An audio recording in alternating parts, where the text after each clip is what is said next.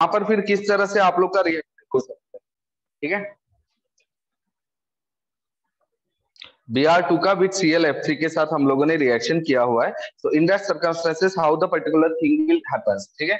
तो सबसे पहले आप लोग को क्या ध्यान में रखना है कि यहाँ पर जैसे हम लोगों ने क्या किया था, यहाँ पर 3 Br लिखकर, मतलब सिंपल वे में अगर हमने देखा तो Br का F के साथ रिएक्शन करवा दिया था। अब यहाँ पर क्या है, Br के साथ साथ F भी है और Cl भी है। इसका मतलब आप लोग को क्या ध्यान में आना चाहिए कि Br जो होगा वो दोनों के साथ भी रिएक्ट करेगा। It will react with F and it will also react with Cl. Get it done? तो यहाँ पर फिर क्या बनना चाहिए आप लोग का, टेल में कितना होना चाहिए, क्या होना चाहिए? Br F के साथ भी कंबाइन होगा।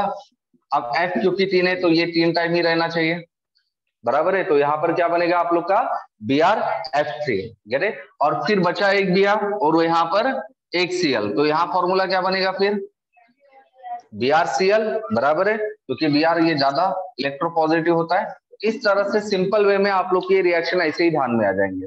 समझ में आ रहा है? आप लोग को बस ध्यान में क्या रखना है कि जो भी अगर आप हैलोजन लोगे, वो हैलोजन, ये जो दोनों हैलोजन होते हैं इंटर हैलोजन कंपाउंड्स के, दोनों के साथ रिएक्ट करेगा। क्लियर है? डन। तो ये चीज यहाँ पर ध्यान में रखो। तो ये रिएक्शन हो गया हमारा इंटर हैलोजन कंपाउंड्स का। अब यहाँ पर एक और रिएक्शन दिया हुआ है, ठीक है, और उसमें आप लोग को पूछा गया है कि भाई देखिए यहाँ पर जो रिएक्शन दिया हुआ है I2 plus Cl2 gives 2 times of ICl। Question यहाँ पर पूछा है कि इस रिएक्शन में रिडक्टेंट कौन है और ऑक्सीडेंट कौन है। Which one is a reductant and which one is a oxidant? Okay, तो रिडक्टेंट का मतलब क्या होता है? रिडक्टेंट का मतलब क्या होता है? Reducing agent. रिड्यूसिंग एजेंट क्या करता है? दूसरों को रिड्यूस करता है, बट खुद अगर किसी चीज का ऑक्सीडाइज हो रहा है, मतलब उसका खुद का ऑक्सीडेशन हो रहा है। ऑक्सीडेशन का मतलब क्या होता है? Loss of electron. और जब इलेक्ट्रॉन लॉस होता है तो ऑक्सीडेशन नंबर क्या होता है, बढ़ता है या कम होता है? बढ़ता है। ओके, ये चीज ध्यान में आ रहा है। मतलब रिडक्टेंट का ऑक्सीडेशन नंबर क्या होना चाहिए? रिडक्टेंट का ऑक्सीडेशन नंबर क्या होना चाहिए? बढ़ना चाहिए या कम होना चाहिए? बढ़ना चाहिए। और ऑक्सीडेंट का ऑक्सीडेशन नंबर कम होना चाहिए। तो ये आप लोग को दिमाग में हमेशा रखना है कि भाई अगर कोई चीज रिडक्टेंट है तो उसका ऑक्सीडेशन नंबर बढ़ना चाहिए, और अगर कोई ऑक्सीडेंट है तो उसका ऑक्सीडेशन नंबर कम होना चाहिए। ओके, तो आप लोग को अभी क्या करना है, सिंपली इन लोगों के ऑक्सीडेशन नंबर को डिटरमाइन करना है। पहले I2 में I का ऑक्सीडेशन नंबर क्या है? What will be the oxidation number of I in I2? 0, क्योंकि आप लोगों को पता है I2 अपने नेटिव स्टेट में है। क्लोरीन में Cl का ऑक्सीडेशन नंबर 0। अब यहां पर देखिए, यहां पर I का ऑक्सीडेशन नंबर कितना होगा? ICl में I का ऑक्सीडेशन नंबर कितना होगा?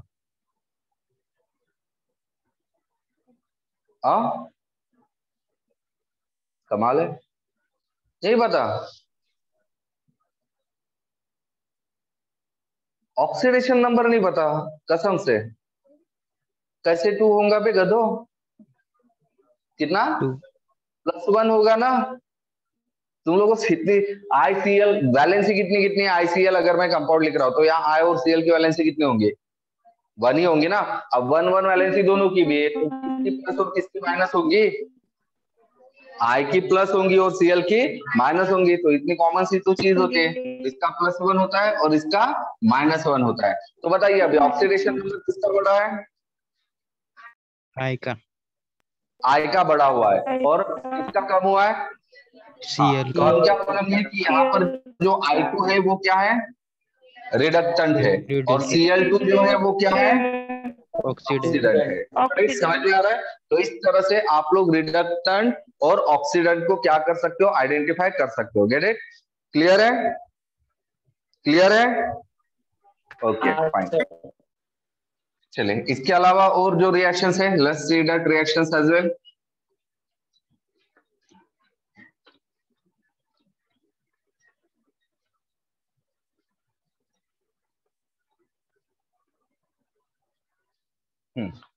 तो कौन कौन सी रिएक्शन दिया हुआ है? सबसे पहला रिएक्शन दिया हुआ है ICl3 का with H2O। ICl3 plus H2O water के साथ में रिएक्शन दिया हुआ है, ठीक है। तो इस रिएक्शन में आप लोग को क्या ध्यान में रखना है कि भाई यहाँ पर क्या हो सकता है, बताइए व्हाट विल हैपन हियर, क्या लगता है आप लोग को? तो ये रिएक्शन जो है ये आप लोग को याद करना पड़ेगा, समझ में आ रहा है? ये रिएक्शंस को आपको याद करना पड़ेगा, क्योंकि यहाँ पर जो प्रोडक्ट तैयार होते हैं वो प्रोडक्ट का अगर मैं मैकेनिज्म समझाऊंगा तो बहुत ही लंबा चौड़ा हो जाएगा, ठीक है? तो rather than focusing on the mechanism, just focus on the product कि भाई प्रोडक्ट हम लोग को क्या क्या मिलने वाले हैं, ठीक है? तो यहाँ जो प्रोडक्ट होते हैं HiO3, HCl और ICl, ऐसे 3 प्रोडक्ट मिलेंगे, HiO3 plus HCl plus ICl, ठीक है? डन। ऐसे 3 प्रोडक्ट यहाँ पर आप लोग को मिलेंगे, HiO3, HCl प्लस ICl। अब सिंपली रिएक्शन को आप लोग को क्या करना है, बैलेंस करवा देना है, ठीक है? तो now let's balance the reaction. सबसे पहले we will start with the oxygen, oxygen तो ज्यादा है, क्लोरीन, क्लोरीन इस साइड में 3 है जबकि उस साइड में 2 ही है, उसको अगर 3 करना होगा तो चलो मैं यहाँ पर 2 ले लेता हूँ पहले, क्लोरीन बैलेंस हो गया।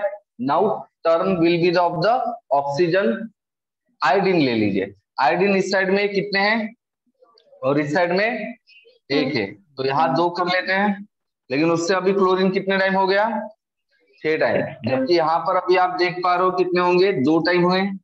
अगर इसको 6 टाइम करना है तो मुझे क्या करना, 6 ले लेता हूँ, इसको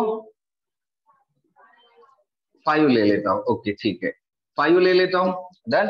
अब 5 लेने के बाद क्लोरीन आप लोग का बैलेंस हो गया। अब हाइड्रोजन की बारी, हाइड्रोजन इधर कितना है, 1 और इधर है 5, टोटल कितने हो गए, 6, बराबर है? तो 6 हाइड्रोजन के लिए चलो मैं इधर में 6 लिख लेता हूँ, ओके सॉरी 3 लिख लेता हूँ। अब हाइड्रोजन बैलेंस हो गए, अब बारी ऑक्सीजन की, ऑक्सीजन बैलेंस है डन। तो बैलेंसिंग तो हम बाद में कर सकते हैं आराम से, बट हमारे लिए मेन इंपॉर्टेंट चीज क्या है, इसके प्रोडक्ट को ध्यान में रखना, गेट इट? तो जब आपका ICl3 वाटर के साथ रिएक्ट होता है तो हम लोग को HiO3, HCl और ICl ऐसे 3 कंपाउंड मिलते हैं।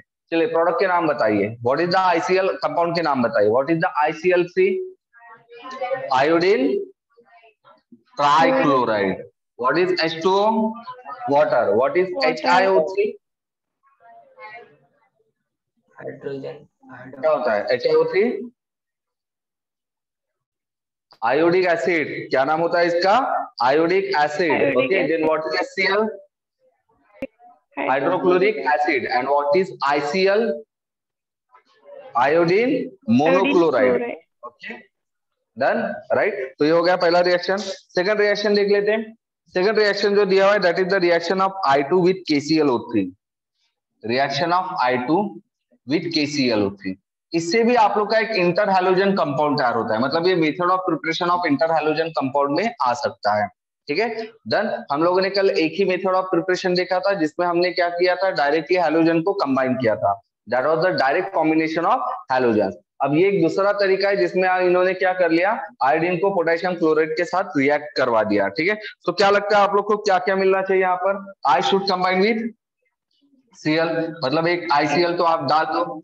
अब बचेगा क्या हमारे पास, K बचेगा और I और O3, KiO3, ठीक है डन। तो ये कंपाउंड आप लोग का बन सकता है यहाँ पर, ठीक है, ICl प्लस KiO3, ओके। अब इसके नाम क्या होंगे, I2 iodine, KClO3 potassium chlorate,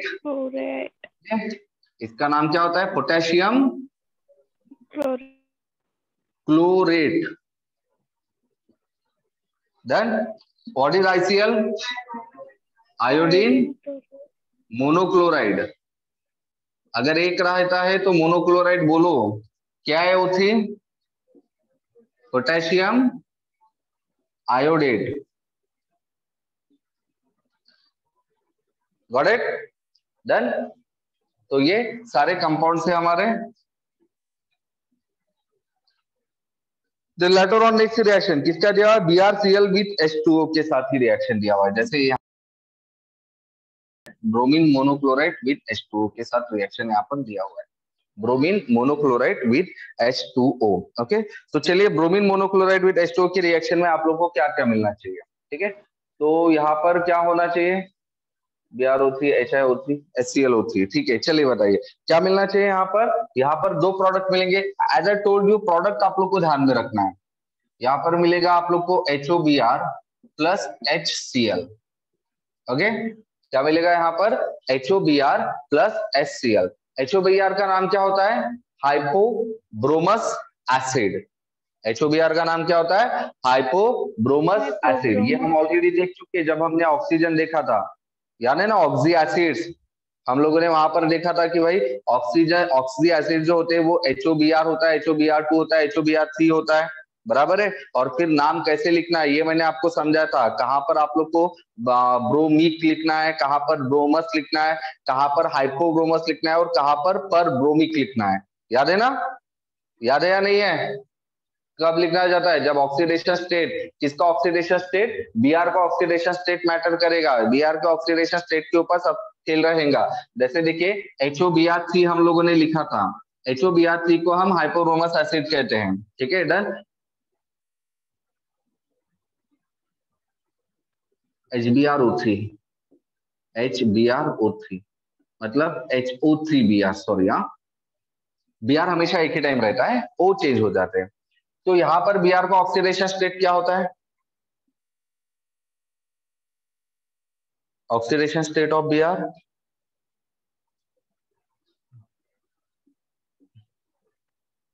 HOBr तो पॉसिबल ही नहीं है।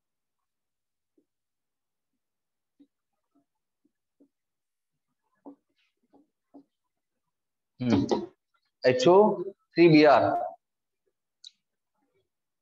ऑक्सीडेशन स्टेट Br का। तुम लोग को ऑक्सीडेशन स्टेट नहीं निकालने आते हैं क्या? तो बताओ ना फिर, वो तो ऐसे ही बता सकते ना। H का कितना होता है? +1।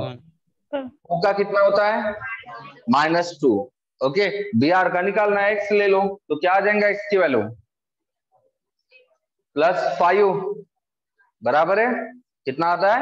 +5। मतलब इसका ऑक्सीडेशन स्टेट सबसे ज्यादा है, और जब ऑक्सीडेशन स्टेट ज्यादा होता है तो हम क्या लिखते हैं? इक, बराबर है। ऑक्सीडेशन स्टेट जब हाईएस्ट होता है तो हम लोग क्या लिखते हैं? इक। जब ऑक्सीडेशन स्टेट उससे कम होता है तो हम लोग क्या लिखते हैं? अस, बराबर है। तो इसको हम कहेंगे ब्रोमिक एसिड, और इसको क्या कहेंगे हम? ब्रोमस एसिड। और उससे भी अगर कम होता है ऑक्सीडेशन स्टेट, तब हम कौन सा वर्ड यूज करते हैं? हाइपो। Okay, hypobromous acid. समझ में आ रहा है? और इससे अगर ज्यादा होता है तो हमने यूज किया होता है पर ब्रोमिक एसिड। समझ में आ रहा है? ओके, तो ये चीज आप लोग को ध्यान में रखना है। तो ये HOBr का नाम क्या होगा? हाइपोब्रोमस एसिड, बराबर है, डन। और BrCl का नाम क्या होता है?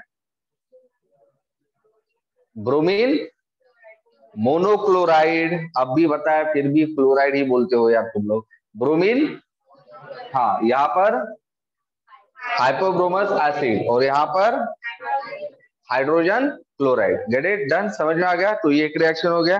नेक्स्ट रिएक्शन यहाँ पर दिया हुआ है क्लोरीन का विद ClF2।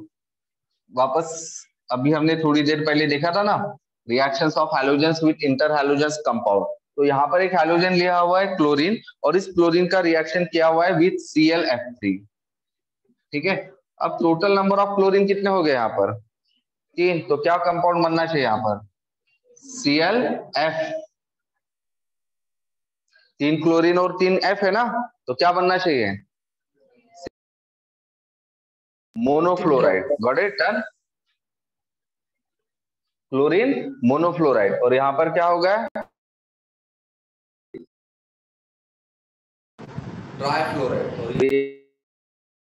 Got it? समझ में आ गया आप लोग को? समझ में आ गया? लेटर ऑन नेक्स्ट रिएक्शन इसका किसके साथ दिया हुआ है? ICl, मतलब ये इंटर हैलोजन कंपाउंड है, और इसका रिएक्शन दिया हुआ है विद अनसैचुरेटेड हाइड्रोकार्बन, जो कि है इथीन। इथीन, या फिर इसको आप कहते हो इथाइलिन। ठीक है, देन तो कोई भी इंटर हैलोजन कंपाउंड ले लो, इसमें बड़ा ही सिंपल रिएक्शन होता है, एडिशन रिएक्शन। एडिशन रिएक्शन होने की वजह से जो अनसैचुरेटेड कंपाउंड है वो किस में कन्वर्ट होना चाहिए? सैचुरेटेड, मतलब double bond should be converted into single bond. ठीक है, तो हम क्या करेंगे? पहले ये CH2 डबल बॉन्ड की जगह सिंगल बॉन्ड लिख लेंगे, और फिर क्या हो जाएगा? ये दोनों CH2 के ऊपर एक एक फ्री वैलेंसी आ जाएंगे। अब ये दोनों फ्री वैलेंसी के साथ क्या होगा? एक साइड में I और दूसरे साइड में Cl अटैच हो जाएगा। समझ में आ रहा है आपको? समझ में आ रहा है कि नहीं? ओके, सिंपल रिएक्शन होता है एडिशन रिएक्शन। अनसैचुरेटेड कंपाउंड दिखा तो दिमाग में लग जाने का क्या हो रहा है, वहां पर एडिशन रिएक्शन हो जाएगा। क्लियर है? डन। सो ये है सारे के सारे रिएक्शंस जो आप लोग को दिए हुए हैं। ठीक है, अब इसके बाद में यहाँ पर क्या दिए हुए हैं, सम प्रॉपर्टीज दिए हुए इंटर हैलोजन कंपाउंड्स की। ठीक है,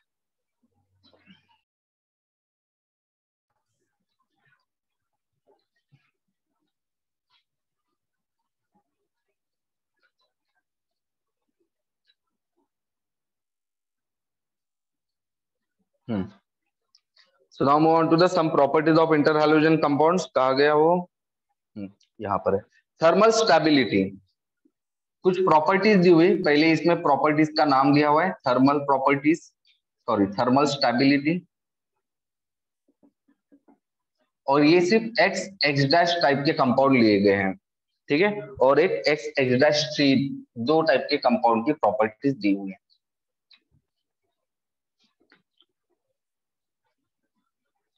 तो बताओ एक्स एक्स डैश कंपाउंड मतलब कौन कौन से कंपाउंड आ सकते हैं इसमें? ClF, then BrF, then IF, then BrCl, then ICl and then finally BrI। इतने कंपाउंड आते हैं। एक्स एक्स डैश 3 में कौन कौन से कंपाउंड आते हैं? ClF3, देन BrF3, IF3, उसके बाद में ICl3, IBr3 है या नहीं है? चेक कीजिए ना, था या नहीं था? नहीं था। ठीक है, 4 ही कंपाउंड थे। अब सबसे पहले हम बात करेंगे थर्मल स्टेबिलिटी। थर्मल स्टेबिलिटी मतलब कौन सबसे ज्यादा हीट देने पर भी स्टेबल रहेगा या फिर हीट देने पर वो जल्दी से ब्रेक हो जाएगा, इस चीज को हम कहते हैं थर्मल स्टेबिलिटी। अगर कोई चीज हीट करने पर भी ब्रेक नहीं हो रहा है तो हम उसको कहेंगे कि वो कंपाउंड थर्मली स्टेबल है। और अगर कोई कंपाउंड क्या होगा, हीट करने पर ब्रेक हो रहा है तो हम क्या कहेंगे कि वो क्या हो रहा है, थर्मली अनस्टेबल है। क्लियर है? डन। ब्रेक होगा तो अनस्टेबल, ब्रेक नहीं होगा तो स्टेबल। अब भाई बॉन्ड मेन होता है बॉन्ड। बॉन्ड ब्रेक कब होगा इजीली, वीक कब होगा, जब उसका बॉन्ड लेंथ ज्यादा होगा। बॉन्ड लेंथ ज्यादा कब होता है, जब उसमें एटम जो रहेंगे उनका साइज ज्यादा रहता है। ये चीज समझ में आ गई? तो बताओ फिर क्या लगता है आप लोग को कि सबसे छोटा साइज किसका होगा इनमें से? बॉन्ड लेंथ सबसे छोटा किसका होगा? आप लोगों को पता है ना, फ्लोरीन क्लोरीन ब्रोमीन आयोडीन, इनके साइज क्या होते हैं? कम होते हैं, बड़े। बच्चे ना करो। क्लोरीन का अगर इतना रहा तो फ्लोरीन का इतना हो जाएगा, ब्रोमीन का उससे ज्यादा हो जाएगा और आयोडीन का सबसे ज्यादा हो जाएगा। बराबर है? डन। तो बताइए क्या लगता है आप लोग को सबसे ज्यादा साइज जो रहेगा वो किसका कम रहेगा? ClF का। Very good. तो ClF की थर्मल स्टेबिलिटी सबसे ज्यादा रहेंगी। उसके बाद में ClF के बाद में किसकी रहेंगे? BrF। हाँ, BrF। अभी ये F वाले छोड़ दो। हाँ, ICl का दिया हुआ है यहाँ पर। ठीक है, लेकिन अगर हम लोगों ने यहाँ पर सारे के सारे, 1 मिनट रुकिए, जो आप लोग को दिया हुआ है चलिए वही डिस्कस कर लेते हैं। इसके बाद में नेक्स्ट दिया हुआ है ICl का, नेक्स्ट यहाँ पर दिया हुआ है IBr का, नेक्स्ट दिया हुआ है ClBr का, और सबसे कम यहाँ पर दिया हुआ है BrF का। ठीक है, मतलब यहाँ पर सिर्फ हमने जो कंसिडर किया था एटॉमिक साइज वही मैटर नहीं कर रहा है, बल्कि उसके अलावा भी एक कोई फैक्टर दिया हुआ है जो ज्यादा वहां पर मैटर करेगा। इसीलिए इसका जो लेवल, इसका जो पर्टिकुलरली ऑर्डर है स्टेबिलिटी का, वो थोड़ा सा अटपटांग सा दिखाई दे रहा है। समझ में आ रहा है? क्योंकि यहाँ पर सिर्फ बॉन्ड लेंथ कंसिडर नहीं किया गया होगा, इसके अलावा भी कोई चीज होंगी जो यहाँ पर कंसिडर की गई होंगी। ठीक है, लेटर ऑन फिर यहाँ पर दिया हुआ है नेक्स्ट आप लोग का हाइड्रोलिसिस। ओके, हाइड्रोलिसिस के रिएक्शंस। थर्मल स्टेबिलिटी इसके बारे में नहीं बताई गई है। अब हम बात करते हैं हाइड्रोलिसिस। हाइड्रोलिसिस का मतलब रिएक्शन विथ वाटर।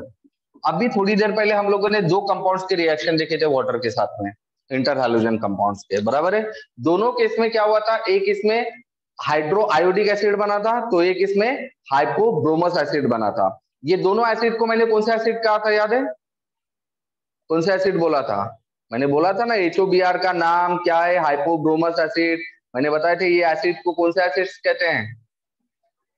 गधे हो क्या, ध्यान क्यों नहीं देते हो? वर्ड यूज किया था ना, कौन सा एसिड कहा जाता है इन सबको? HOBr, HO2Br, HO3Br, ये सारे ग्रुप ऑफ एसिड्स को कौन से एसिड्स कहते हैं?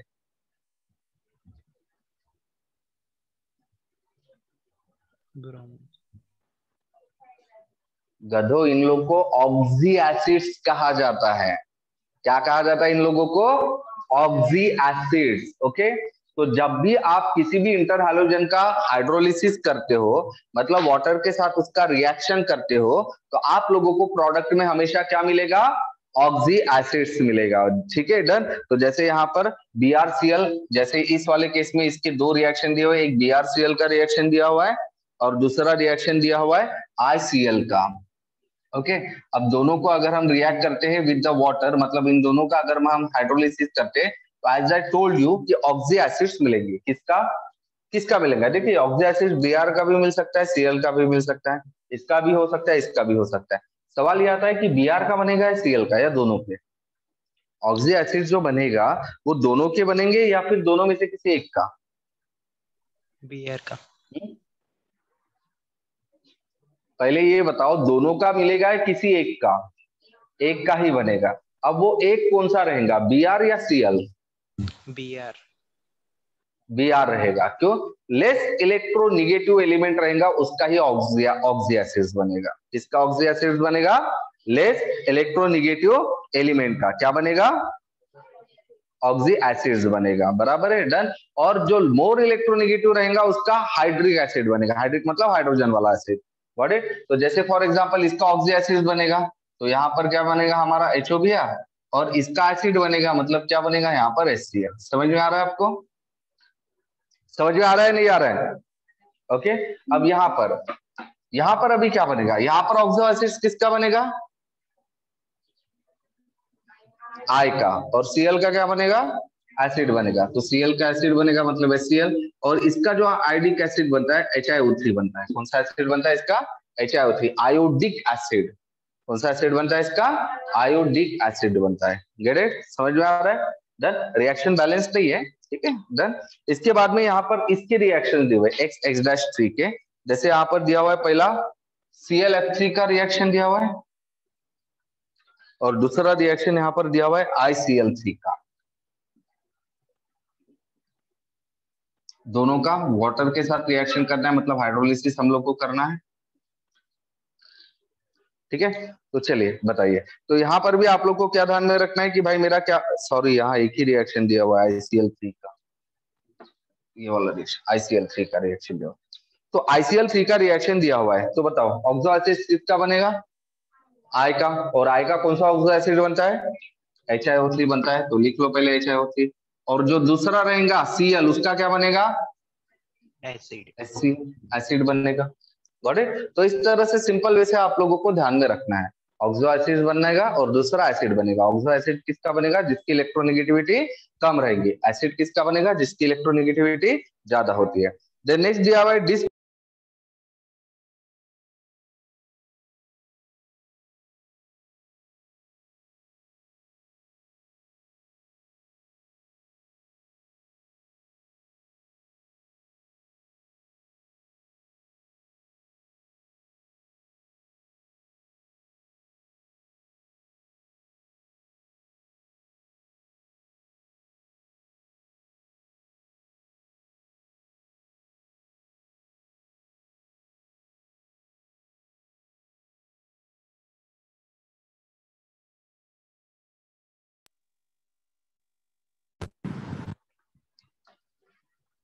अब नेक्स्ट जो दिया हुआ है that is called as a disproportionation और ऑटो आयनाइजेशन। सबसे पहले ध्यान में रखना डिसप्रोपोर्शनेशन रिएक्शन हम किसको बोलते हैं? डिसप्रपोर्शनेशन रिएक्शन वो होता है जिसमें सेम एलिमेंट का ऑक्सीडेशन भी होगा और रिडक्शन भी होगा। ओके, मतलब आप लोग को क्या मिलेगा, एक कंपाउंड, एक एलिमेंट के दो कंपाउंड दिखेंगे, दो कंपाउंड में से एक कंपाउंड में उसका ऑक्सीडेशन स्टेट कम रहेगा, जबकि दूसरे वाले कंपाउंड में उसका ऑक्सीडेशन स्टेट ज्यादा रहेगा। बराबर है, मतलब फॉर एग्जांपल अगर मैं रिएक्शन कर रहा हूँ, ए का रिएक्शन कर रहा हूँ किसी के साथ भी, बी के साथ, और यहाँ पर मुझे बोलेंगे कि मुझे दो टाइप के प्रोडक्ट मिल जाए, ठीक है, डन। तो यहाँ पर ध्यान दीजिए क्या होता है, अगर यहाँ ए का ऑक्सीडेशन नंबर 0 होगा, इसमें +2 है, और इसमें क्या हो जाएगा, वो -1 हो जाएगा। समझ में आ रहा है? तो देखिए एक इसमें ऑक्सीडेशन नंबर बढ़ गया है, जबकि दूसरे कंपाउंड में ऑक्सीडेशन नंबर कम हुआ है। तो ऐसे रिएक्शन जिसमें एक ही एलिमेंट का क्या होता है, एक कंपाउंड में ऑक्सीडेशन नंबर बढ़ेगा और दूसरे में कम होता है, उसको हम कहते हैं डिसप्रपोर्शनेशन रिएक्शन। समझ में आ गया? समझ में आ गया क्या? ओके, तो जैसे फॉर एग्जांपल देखिए, अभी इसका एग्जांपल दिया हुआ इन्होंने बीआरएफ का इन्होंने रिएक्शन किया, रिएक्शन नहीं किया हुआ है, सिंपली डिसप्रपोर्शनेशन, मतलब हीट कर लिया, ऑटो आयनाइजेशन हो जाएगा, और ऑटो आयनाइजेशन होने के बाद में यहाँ पर जो कंपाउंड वहां पर मिल रहे हैं, एक Br2 दे रहे हैं और दूसरा कंपाउंड बन रहा है BrF5। अभी देखिए BrF में Br का ऑक्सीडेशन नंबर कितना है, +1। ओके, Br2 में कितना होगा, 0, और BrF5 में -1 +5। तो देखिए एक केस में ऑक्सीडेशन नंबर कम हुआ है, दूसरे केस में ऑक्सीडेशन नंबर बढ़ गया है, मतलब क्या हो गया, डिसप्रपोर्शनेशन हो गया। क्या हो गया इसका, डिसप्रपोर्शनेशन। Got it? समझ में आ रहा है? तो ये होता है डिसप्रपोर्शनेशन के दो एग्जांपल और आप लोग के X-3 में दिए हुए, एक ClF3 का दिया हुआ और दूसरा ICl3 का दिया हुआ, चेक कर लीजिएगा, ठीक है। Then addition across olefin, olefin का मतलब होता है अल्किन, अल्किन मतलब अनसैचुरेटेड कंपाउंड। अभी मैंने आपको समझा था, अनसैचुरेटेड कंपाउंड का अगर हम रिएक्शन करते हैं किसी भी हैलोजन इंटर हैलोजन कंपाउंड्स के साथ, तो वो अनसैचुरेटेड कंपाउंड किसमें कन्वर्ट हो जाता था, बोला, मतलब वहां कौन सा रिएक्शन हो रहा था, एडिशन रिएक्शन। कौन सा रिएक्शन होता है, एडिशन रिएक्शन। तो वो आप लोग को ध्यान में रखना है। Get it? Done. So that's all about this one. चलिए अब इसके बात करते हैं यूजेस के बारे में। State the uses of inter halogen compound. तो कौन कौन से यूजेस दिए हुए हैं, यूजेस आप लोग को X के लिए दिए हुए हैं और एक X-3 के लिए दिए हुए हैं। तो यहाँ पर यूजेस दिया हुआ है सबसे पहले X टाइप में, ये वाले कंपाउंड में, ये वाले कंपाउंड में सबसे पहले दिया हुआ है ICl का यूज, ICl का यूज दिया हुआ है। ICl का यूज दिया जाता है determination of iodine value, iodine value ये बहुत ही इंपॉर्टेंट वैल्यू होती है इन ऑयल, ठीक है, मतलब ऑयल में कितना अनसैचुरेशन होता है, आप लोग को अनसैचुरेटेड कंपाउंड होते हैं उसमें डबल बॉन्ड्स होते हैं, तो एक आधे ऑयल में कितने डबल बॉन्ड्स होते हैं, इसको डिटरमाइन करने के लिए एक एक्सपेरिमेंट किया जाता है जिसको कहते हैं आयोडीन वैल्यू। अब ये आयोडीन वैल्यू करने के लिए आप क्या करते हो, उसमें ICl डाल देते हो। ओके, तो ICl में क्या हो जाएगा, जितने ICl आप लोग के यूज होंगे उतनी इसके आयोडीन वैल्यू रहेंगी और उतने उसमें क्या रहेंगे, डबल बॉन्ड रहते हैं। तो इसको कहा जाता है डिटर्मिनेशन ऑफ आयोडीन वैल्यू, ठीक है, of oil. Then as a catalyst for oxidation of AS3, ठीक है। अब ये सारे के सारे यूज हो गए, ठीक है, as a catalyst for oxidation of arsenic 3, ठीक है। अगर आप लोग को आर्सेनिक 3 का ऑक्सीडेशन करवाना है तो फिर आप एज अ कैटलिस्ट इसको यूज कर सकते हो, X को, ठीक है, कोई भी ले लो फिर। थर्ड इसका यूज जो दिया हुआ है that is for the preparation of polyhalides, preparation of पॉलीहैलाइड्स,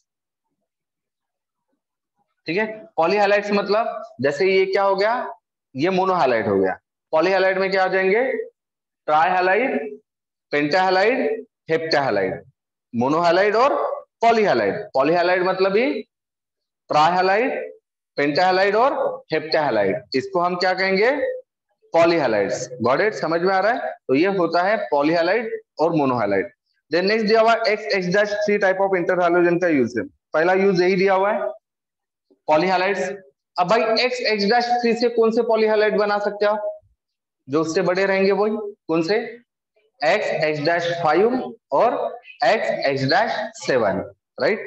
then next है एज अ फ्लोरिनेटिंग एजेंट, मतलब यहाँ पर देखिए पॉलीहैलाइड्स ट्राइहैलाइड्स में अगर फ्लोरीन रहेंगे तो 3 फ्लोरीन रहेंगे, तो फ्लोरीन ज्यादा है, राइट। तो आप क्या कर सकते हो, इसमें से फ्लोरीन निकाल सकते हो, और अगर ये फ्लोरीन निकाल रहा है, रिलीज कर रहा है, तो हम उसको कौन सा एजेंट कहेंगे, फ्लोरिनेटिंग एजेंट, बराबर है। तो इसीलिए इसको एज अ फ्लोरिनेटिंग एजेंट की तरह यूज किए जाते हैं।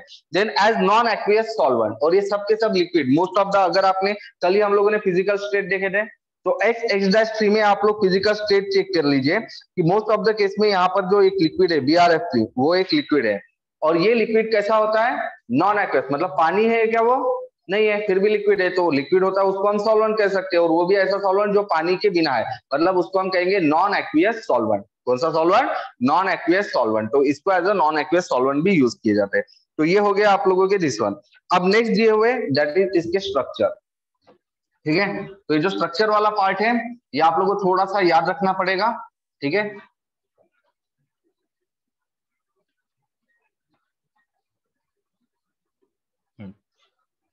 तो यहाँ पर अभी देखिए कौन कौन से कंपाउंड के स्ट्रक्चर यहाँ पर दिए हुए हैं, ठीक है। तो वो दिया हुआ है ICl, ClF3, BrF3, BrF5, ClF5,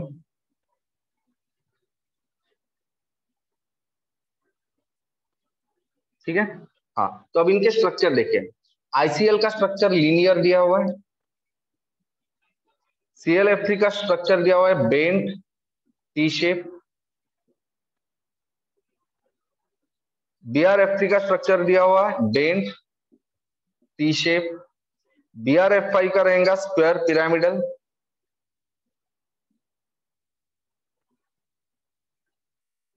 और इसका भी रहेगा स्क्वायर पिरामिडल। अब देखिए स्ट्रक्चर डिटरमाइन करने का सिंपल तरीका है कि भाई आप लोग ऑक्सीडेशन स्टेट निकाल लो, ठीक है। ऑक्सीडेशन स्टेट पता लगेगा तो आपको हाइब्रिडाइजेशन पता लगेगा, हाइब्रिडाइजेशन पता लगेगा तो हम लोग को शेप या स्ट्रक्चर पता लग जाएगा। अब इसमें से सेंट्रल एटम कौन होगा, ICl में सेंट्रल एटम I होता है, I का ऑक्सीडेशन स्टेट क्या होता है, 1 होता है, बराबर है, डन। मतलब वहां पर कोई ना कोई जो ये होगा, कौन सा होगा वो, sp, क्या होगा, sp, और sp का शेप हमेशा कैसा होता है, लीनियर। ClF3 में आप लोग देख पा रहे हो कि यहाँ पर जो भी ऑक्सीडेशन होगा वो sp3 का होगा, किसका होगा, sp3, जिसमें एक लोन पेयर ऑफ इलेक्ट्रॉन रहेगा। कितना, लोन पेयर ऑफ इलेक्ट्रॉन, ध्यान में रखना ये इंपॉर्टेंट है। ClF3 में sp3 हाइब्रिडाइजेशन रहेगा, एक लोन पेयर ऑफ इलेक्ट्रॉन रहेगा। BrF3 में भी सेम चीज रहेगा, sp3 हाइब्रिडाइजेशन रहेगा और 1 लोन पेयर ऑफ इलेक्ट्रॉन रहेगा। BrF5 में अगर आप देखोगे तो BrF5 में क्या हो जाएगा आप लोगों का, यहाँ पर ऑक्सीडेशन स्टेट 5 आ रहा है, सॉरी यहाँ पर एक लोन पेयर ऑफ इलेक्ट्रॉन नहीं रहता है, यहाँ पर sp2 होता है, sp3 लिख दिया मैंने गलती से, sp2 होता है, और यहाँ 2 लोन पेयर ऑफ इलेक्ट्रॉन्स होते हैं, ठीक है। पता है क्यों, देखिए ClF3 में पहले ऑक्सीडेशन स्टेट निकालिए, Cl का कितना आएगा, +3, मतलब इसके पास कितने अनपेयर्ड इलेक्ट्रॉन होने चाहिए, 3। अब Cl का जो आउटर मोस्ट इलेक्ट्रॉनिक कॉन्फ़िगरेशन होता है वो क्या होता है, 3s2 3p5।